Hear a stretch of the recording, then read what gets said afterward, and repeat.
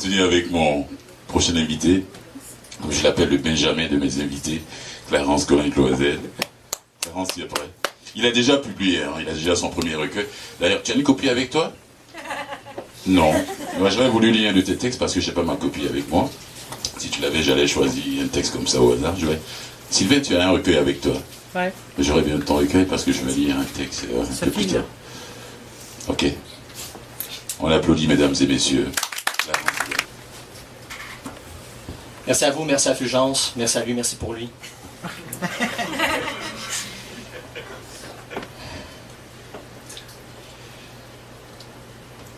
Ces temps-ci, je dandine.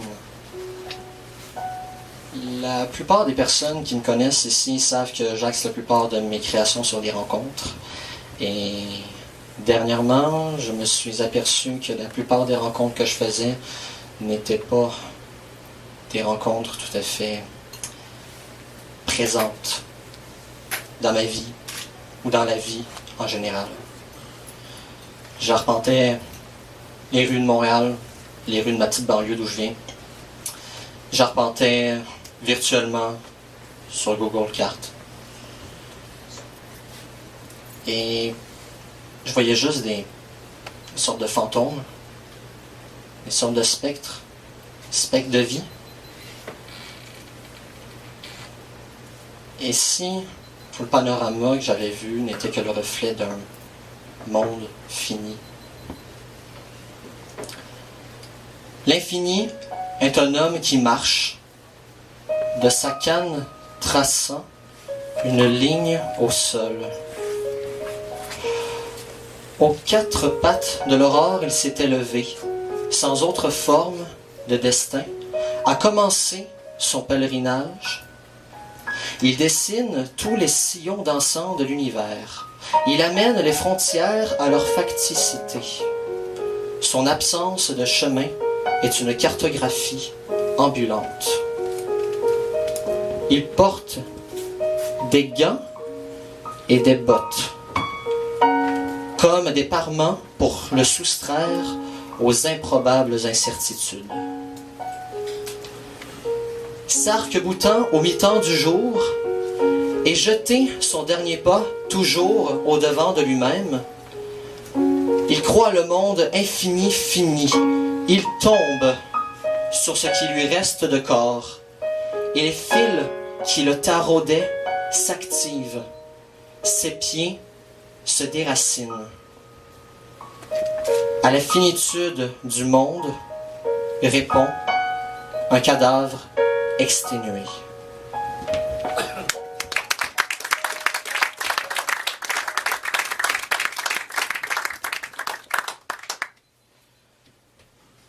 Je suis sorti de chez moi, j'ai continué d'arpenter, j'ai continué de frôler les murs, j'ai continué de me fondre dans les murs pour observer.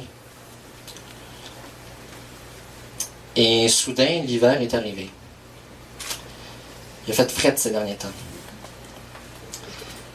Et dans mon mur, je ressentais encore plus cette fraîcheur de la température et cette froideur des tempéraments des gens qui me regardaient obstinément. Une espèce de mur de briques, insipide, improbable, impossible. C'est pour ça que je me suis tourné un peu plus sur nos amis, les flocons hivernaux. Nous aimions l'hiver avant que les matins ne nous refusent le courage de monter au front de la tempête. Nous aimions l'hiver sous l'ensevelissement des arbres. Nous aimions l'hiver sans jamais soupçonner le panache des temps jadis plus chauds. Qu'est-ce que nous aimions? Nous aimions tout l'hiver. J'ai arraché ces yeux de mon corps qui me faisaient voir plus loin que la nature me le permet. J'ai compris que les saisons ne sont vraies qu'à l'approche de leur fin. Le temps de voir que tout coule dans un flot de glace tempérée, la chute exacerbe l'essence et la saison m'avale dans son lent déplacement vers l'avenir. Nous aimions l'hiver et rien ne nous amenait à croire que ce fut réciproque.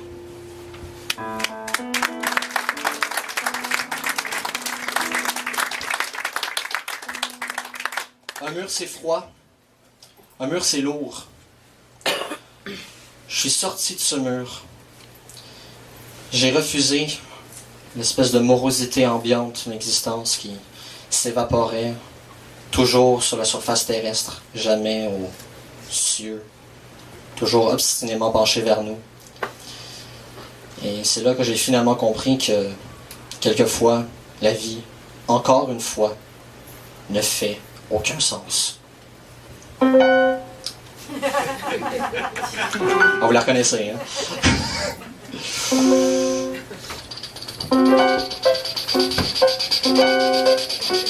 J'ai un toutou dans un coin et il s'appelle Gandalf. Il s'époumonne drastiquement en fonction des deux facteurs de la physiologie des cougars. Premièrement, la faculté de dramaturgiser l'organisme bourré de muscles, rien que pour semer les graines de la constitution spontanée. Deuxièmement, l'obligeance d'être les premiers sous-marins de l'émotion parce qu'on ne se connaît pas assez. On ne connaît pas assez la constitution des panoramiques décousus comme les chandails de Noël. Oh, les beaux chandeaux de Noël! On ne donne pas assez d'importance à notre gorge. On parle, mais on n'a jamais d'égard pour ces cordes vocales, ces joyeuses petites testicules qui éclatent de bonheur comme des feux sur nos parois organiques. Et c'est beau à voir lorsque soudain elles sortent de leur certitude, certitude, pour nous remercier de les caresser rugueusement en guise d'attention. Et il s'écrie « Pourquoi la fonction d'un robinet est de couper les aliments ?» Aliment de bonheur, ton bonheur est un droïde puant, une piste d'atterrissage sous l'océan. Ne vois-tu pas que nous nageons dedans? Oh! Je veux une piscine pour créer le conseil de moi-même. Je veux changer le credo. La glace molle, c'est pas mon credo, t'entends? En tant que jésuite équatorien, le monde doit révolutionner sa position autour du soleil. Cette fausse idole.